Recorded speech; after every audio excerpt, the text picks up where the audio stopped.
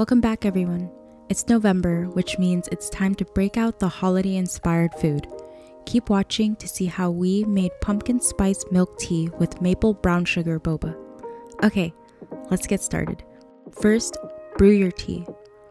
We are going to be using black tea since it's available at most supermarkets and the flavor pairs nicely with pumpkin spice. Heat up 1 liter of water. You can use more or less water depending on how much tea you want to make. I like to make large amounts ahead of time in the fridge for whenever I get milk tea cravings, which is a lot. Next, add 2 teaspoons of pumpkin spice to a heat-safe container. During this time of year, you can probably find pumpkin spice in the usual spice or baking aisles of the grocery store. It might be labeled pumpkin pie spice or just pumpkin spice, but they mean the same thing. Then add in 6 black tea bags and pour in your hot water. Then give it a good stir. I actually prefer loose leaf tea over tea bags because I find that loose leaf tea has a stronger flavor. We didn't get a chance to buy more loose leaf, but sometimes we just gotta work with what we have. Let the tea steep for at least 30 minutes and set it aside to cool. For a stronger tea, you can leave the tea bags in longer. If you like what you're seeing so far, give us a thumbs up.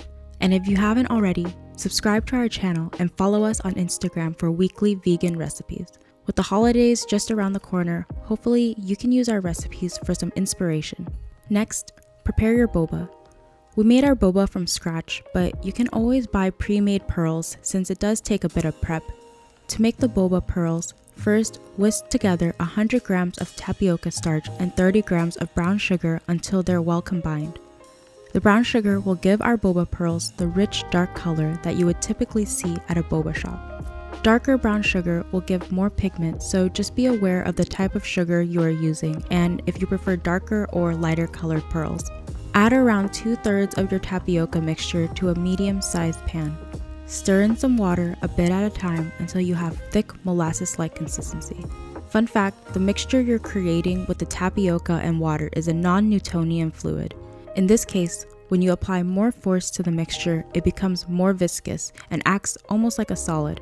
If you slowly slide your spatula around, it will behave like a liquid. We want to stir vigorously since the goal is to form a kneadable dough. Once you have a thick mixture, turn the stove onto medium heat and add in the rest of the tapioca. Keep stirring vigorously. As the tapioca mixture absorbs the liquid, continue adding more water to achieve a sticky dough. When you mix and stretch it out, it should have the same consistency and pull as chewing gum. Here's the part where you might need to adjust the tapioca and water a bit. If your dough is too dry to knead, add more water 1 to 2 tablespoons at a time and stir until you get that sticky, gummy texture. If the dough is too liquid and wet to handle, add a half tablespoon of tapioca starch at a time to the dough and stir it in the pan. You should have a sticky but smooth and pliable dough, similar to chewing gum. Once your dough reaches that sticky, stretchy mixture, turn off the heat. Carefully work the dough in your hands until you can knead it on a flat surface. Be really careful because the dough will be hot. Dust a cutting board with some tapioca starch and begin kneading the dough. Keep kneading until you can form it into a smooth, round ball. I flattened my dough into a disc shape to make it easier to cut and roll the pearls. Notice how the texture is much smoother and easier to knead now. It's really important that your dough is smooth, otherwise it will fall apart while you're forming the boba. If the dough has some cracks or lines, wet your hands and knead it a bit to incorporate more moisture. If the dough is too sticky to handle, sprinkle in some tapioca starch and knead to give it more structure. If the dough keeps falling apart no matter what you do, you'll need to heat it up again. Put the dough back onto the pan, add water 1 tablespoon at a time, and stir well until you have a slurry.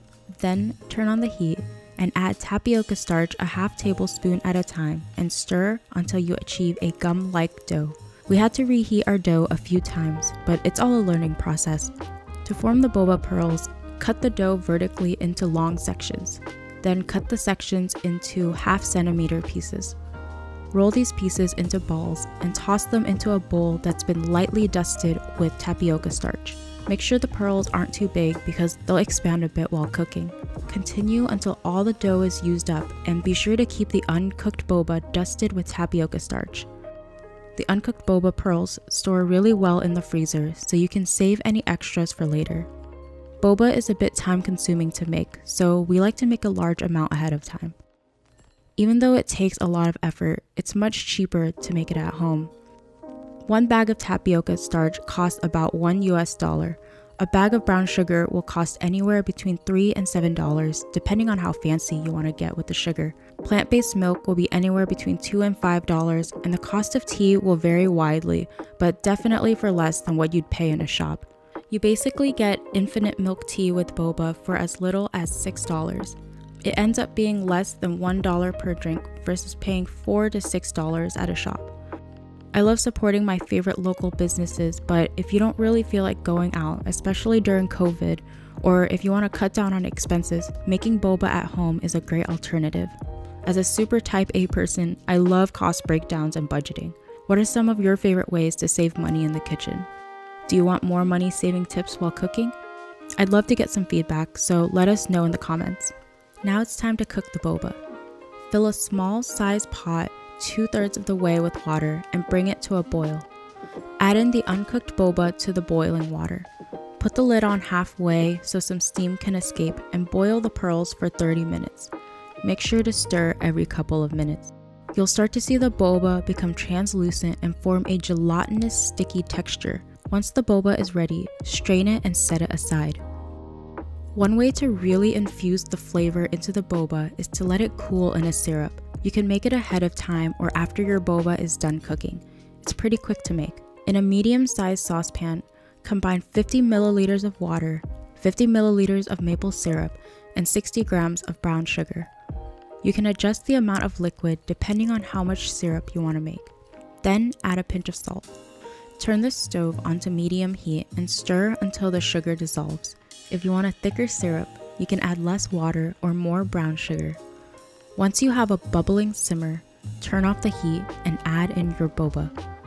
Stir it well to make sure all the boba is incorporated. When you let the boba cool in the syrup, it's going to really absorb the nutty maple syrup and brown sugar flavors. You can adjust the amounts to taste. If you really want it to taste like boba shop milk tea, I recommend making it pretty sweet. Probably sweeter than you'd expect, so if you're watching your sugar intake, just be mindful of that. For a natural low sugar alternative, you can use monk fruit sweetener and syrup. There are a lot of brands that make some creative alternatives, so play around with the different sweeteners to see what works best for your dietary needs. And that's it for cooking. It's time to assemble our drink. Fill a glass with however much boba you'd like, and make sure to scoop up some syrup as well, since this is how we'll be sweetening our drink. Then add ice. Crushed ice works best since that's what most boba shops use. We don't have an ice machine, so we use regular ice cubes. Next, give your cooled tea a good mix and fill your glass about halfway. Then fill the rest of the glass with your plant milk. Our favorite milk to use is oat milk because it has a nice creamy texture and rich flavor, but you can use any plant milk that you'd like. Also, if you want a creamier tea, adjust the ratio of tea to milk for your preference. Add in some additional syrup from the boba if you'd like it sweeter. If you want more maple flavor, you can also pour in some maple syrup. And finally, give your drink a good stir and sprinkle some extra pumpkin spice on top. And that's it. Pumpkin spice milk tea is the perfect drink for the holiday season. Give it a try. Make some for a friend. Show them that vegan food shouldn't be boring. Enjoy!